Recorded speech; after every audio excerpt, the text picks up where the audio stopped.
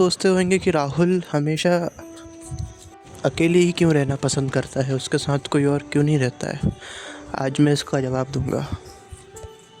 हाय दोस्तों, मेरा नाम विवेक है और मैं एक स्टोरी टेलर हूँ जो हमेशा से ही एक इंसान को पेश करने की कोशिश करता हूँ जो अपने में खोया होता है और अपनी एक दुनिया में ही रहता है।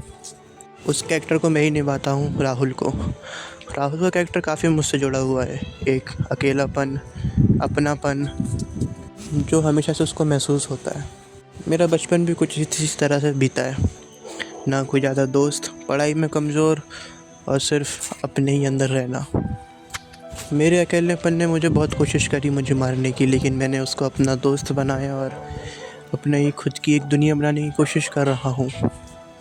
और जब मुझे समझ में आने लगा कि मैं खुद की दुनिया भी खुद बना सकता हूँ, तो क्यों ना एक खुद की कहानियाँ लिखना चालू करूँ।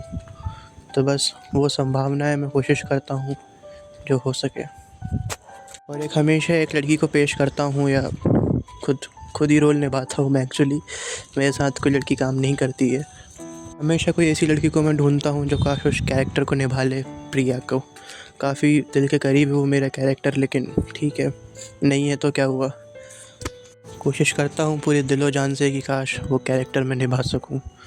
जो वर्ड है, जो इमोशंस है, वो मैं तो नहीं ला सकता, लेकिन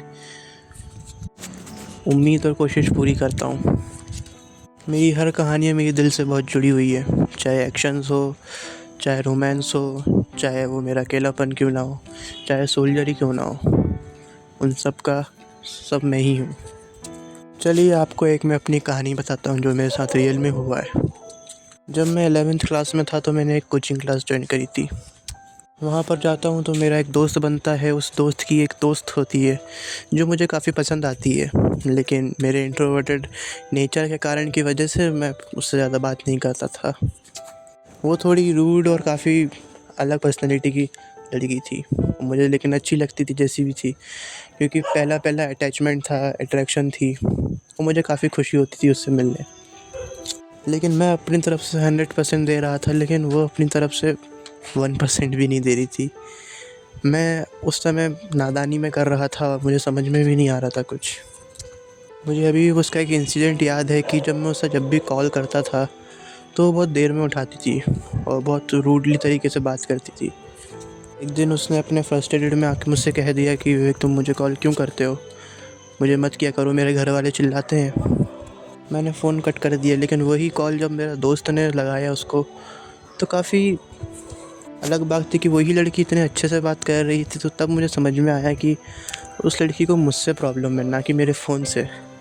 उस दिन के बाद तो फिर मैंने उससे आज के बाद कभी कॉल ही नहीं किया। जब हम लोग साथ में बैठ के पढ़ते थे तो काफ़ी अच्छा लगता था। मुझे नहीं मालूम था कि वो करंट में रिलेशनशिप में है, बस अंदाज़ा था कि हाँ, हो सकता है शायद वो हो। उससे अटैचमेंट मेरी और बढ़ती चली गई, लेकिन उसको कुछ भी नहीं था।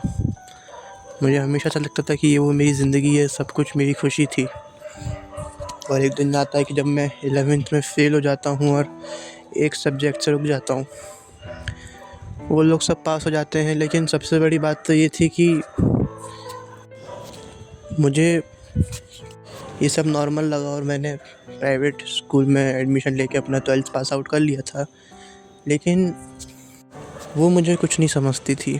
मैं उसको अपनी ज़िंदगी मानता था, सब कुछ मानता था। आज का वो दिन है कि मैंने उससे कभी कॉल नहीं किया, क्योंकि मुझे मालूम है कि किसी से ज़बरदस्ती बात करने से मतलब ही क्या है जब किसी का मन ही ना हो।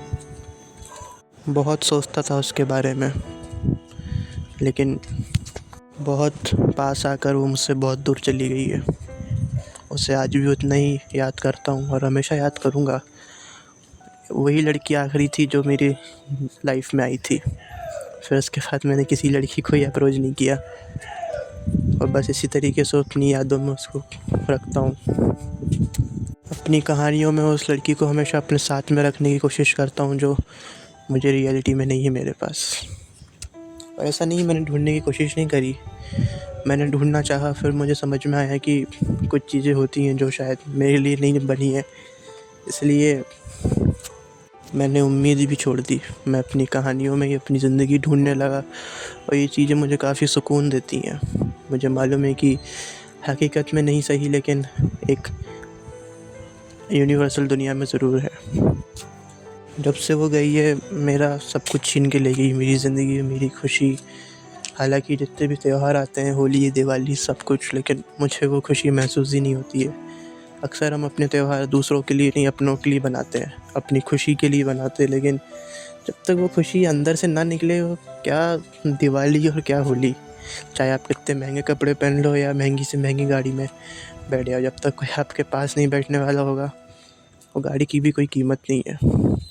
अक्सर मैंने अपनी कहानियों में उस लड़के को, राहुल को, हमेशा एक बड़े से महल में भटकते हुए दिखाया है और ये महसूस कराया है कि सब कुछ होकर भी उसके पास कुछ नहीं होता है।